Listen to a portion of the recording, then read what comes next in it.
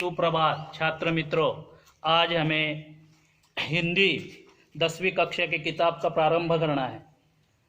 सबसे पहले मैं तुम्हें इस बात से उजागर कर देना चाहता हूँ कि भाषा का जीवन में कितना अनन्य साधारण महत्व है। ये बात आज मैं तुम्हें बताना चाहता हूँ। बात यह है कि भाषा के बिना हम विचारों की लेन देन नहीं कर सकते, मतलब आदान प्रदान नहीं कर सकते। अगर किसी से वार्तालाप करना है तो जीवन में भाषा का होना बहुत ही जरूरी है। काश अगर भाषा नहीं होती तो हम सब गूंगे होते जीवन में, इसलिए भाषा का महत्व है। तो छात्र मित्रों, हमारे भारतवर्ष में यानी कि हिंदुस्तान में कई भाषाएं हैं और हर एक प्रांत में यानी कि स्टेट में अलग अलग भाषा हैं। जैसे हम महाराष्ट्र में रहने वाले लोग मराठी भाषा का इस्तेमाल करते हैं, लेकिन समूचे हिंदुस्तान में या भारतवर्ष में केवल मात्र हिंदी भाषा का ही प्रयोग किया जाता है। हिंदी भाषा को राष्ट्रभाषा का दर्जा प्राप्त हुआ है, इसलिए सारे हिंदुस्तान में ये भाषा जानी जाती है, पहचानी जाती है। कहने का मतलब ये है कि ये किताब की पहला काव्य शुरू करने से पहले हम इस भारतवर्ष में जानी जाने वाली भाषा के बारे में तुम्हें बताया। महत्वपूर्ण बात यह है कि हमारी 10वीं कक्षा की किताब में पहला काव्य है भारत महिमा, यानी कि हमारे देश की बखान यानी कि महानता के बारे में यहाँ पर बताया गया। इस भारतवर्ष में भारत महिमा का प्रयोग किया गया है। जैसे कि हर रोज हम प्रार्थना स्थल पर देव और देश दोनों के एक समान मानते हैं। देश का जीवन में अनन्य साधारण महत्व है। जयशंकर प्रसाद जी लिखित इस काव्य में वो ये बताना चाहते हैं भारत महिमा। तो हम देखेंगे इस काव्य का सारांश।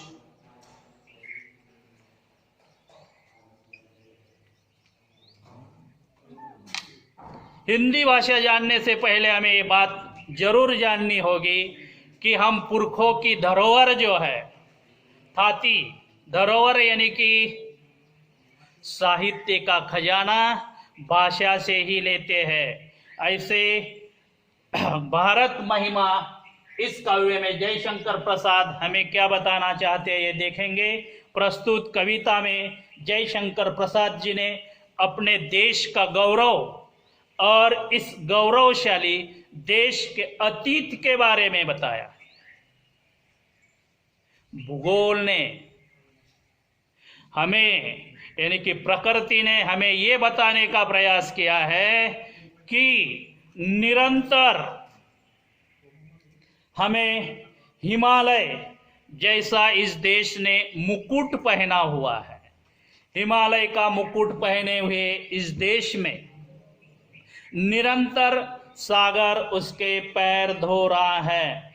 हमें इस बात का गर्व है कि हमारे देश के लिए हम सब कुछ यानी कि आन बान शान देश की रखने के लिए सब कुछ हम देश के लिए निछावर कर देना चाहते हैं।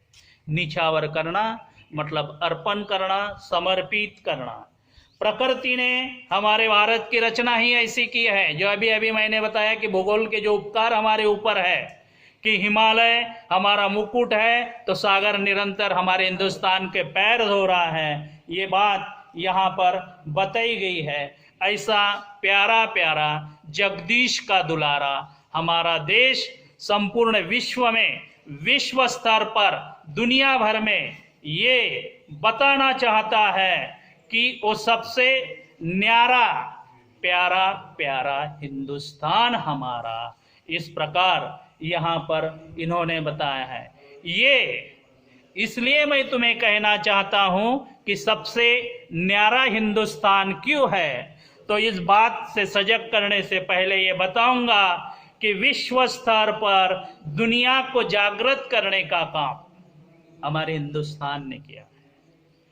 हिंदुस्तान ने ये बताया है दुनिया को अनेक विध बातें जो है, इन बातों से उन्होंने उसे उजागर किया है। हिंदुस्तान ने एक सभ्यता और संस्कृति दी है, विश्व स्तर पर सभ्यता और संस्कृति दी है, इसलिए हमें इस देश का गर्व है।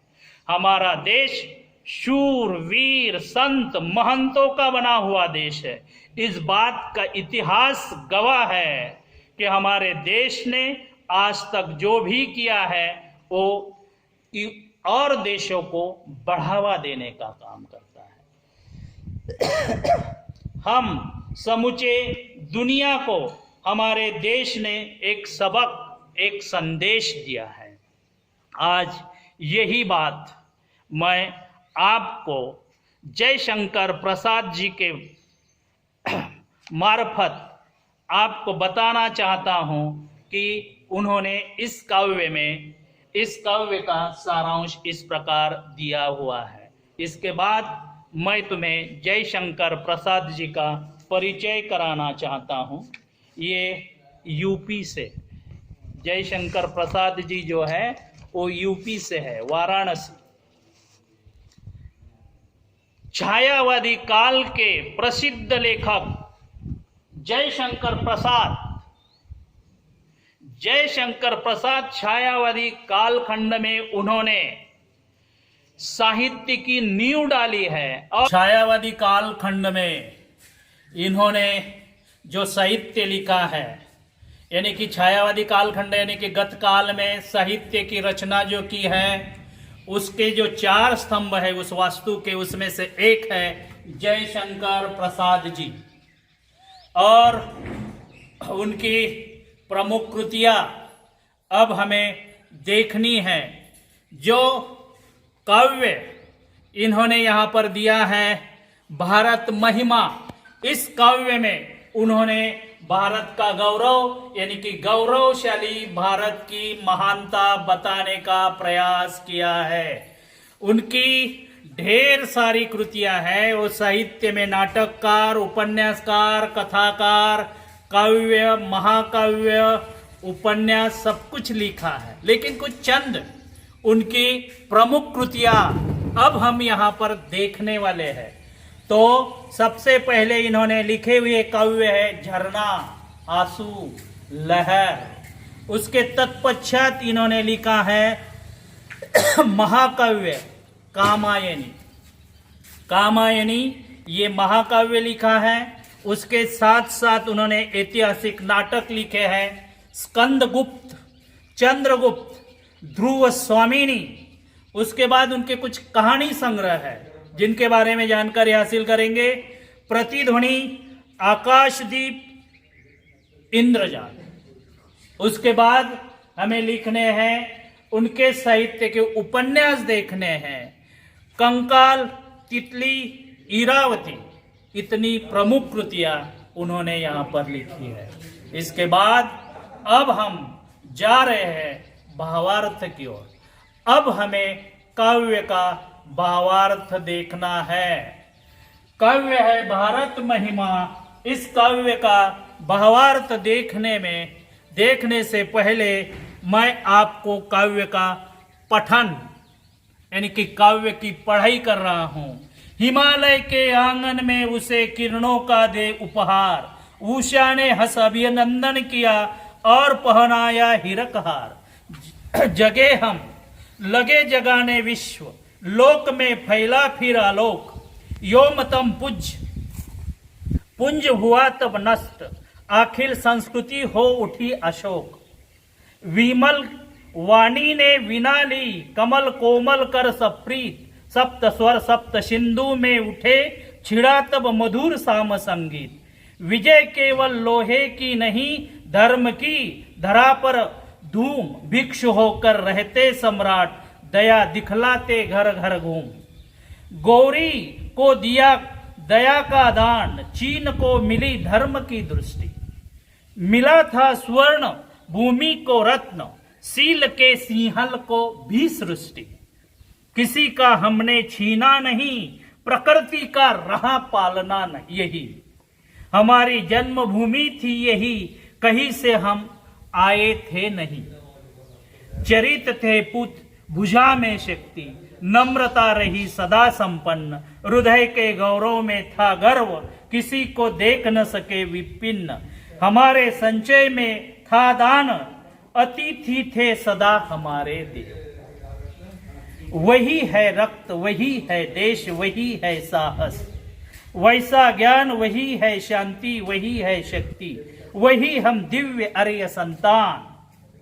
जिए तो सदा के लिए यही अभिमान रहे हर्ष, निछावर कर दे हम सर्वस्व हमारा प्यारा भारतवर्ष, हमारा प्यारा भारतवर्ष। यानी कि भारत की महिमा यहाँ पर जयशंकर प्रसाद जी हमें बताना चाहते इस काव्य के माध्यम से। तो चलेंगे हम भावार्थ की ओर। सबसे पहले दो दो पंक्तियों का भावार्थ देखते जाएंगे। सबसे पहली दो पंक्तियां ये है, हिमालय के आंगन में उसे किरणों का दे उपहार, उषा ने हंस अभिनंदन किया और पहनाया हीरक हार। सबसे पहले देखेंगे इस काव्य में उपहार, ये जो शब्द आया है इसका मतलब होता है भेंट। इसके बाद दूसरा शब्द आया है हीरक हार।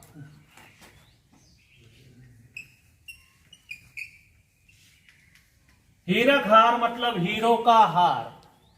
तो यहां पर जयशंकर प्रसाद जी ये बताना चाहते हैं कि हिमालय के आंगन में किरणों का दे उपहार। उन्होंने किरणों का उपहार दिया है हिमालय के आंगन में, यानी कि हिमालय के तल में बसा हुआ हिंदुस्तान। और इस हिंदुस्तान के चारों ओर उषा के किरण फैले हुए हैं। ये बात बता रहे हैं, उषा ने हंस अभिनंदन किया। उषा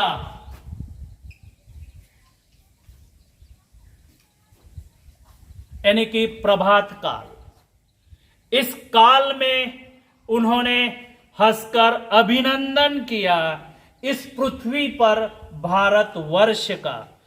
और इन किरणों से, इन सुवर्ण जैसे किरणों से हिंदुस्तान चमक रहा है।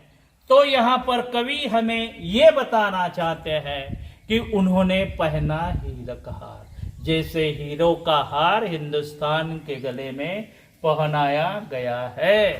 इस प्रकार वो हमें बताते हैं, कहते हैं जगे हम जगाने लगे विश्व। अगली दो पंक्तियां देखेंगे। जगे हम जगाने लगे विश्व, लोक में फैला फिर आलोक, योमतम पुंज हुआ तब नष्ट, अखिल संस्कृति हो उठी आलोक। इसमें आलोक का मतलब देखेंगे।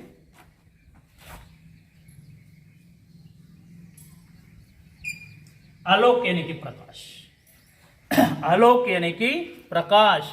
जगे हम यानी कि हिंदुस्तान सबसे पहले जगा हुआ था।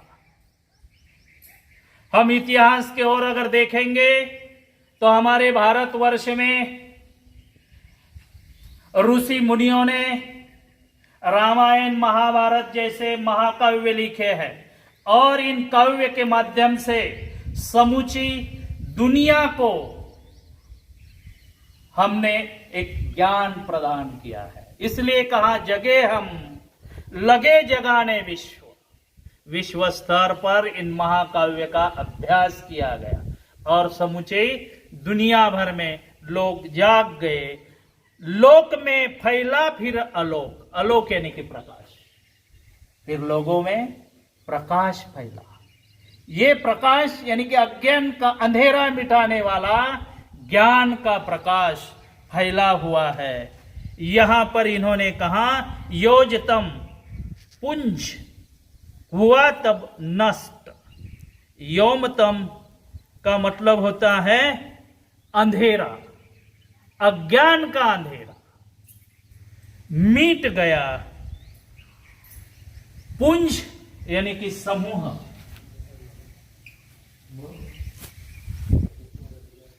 यहाँ पर अज्ञान के अंधेरे का जो समूह है वो नष्ट हो गया। अखिल यानी कि संपूर्ण संस्कृति यानी कि संसार।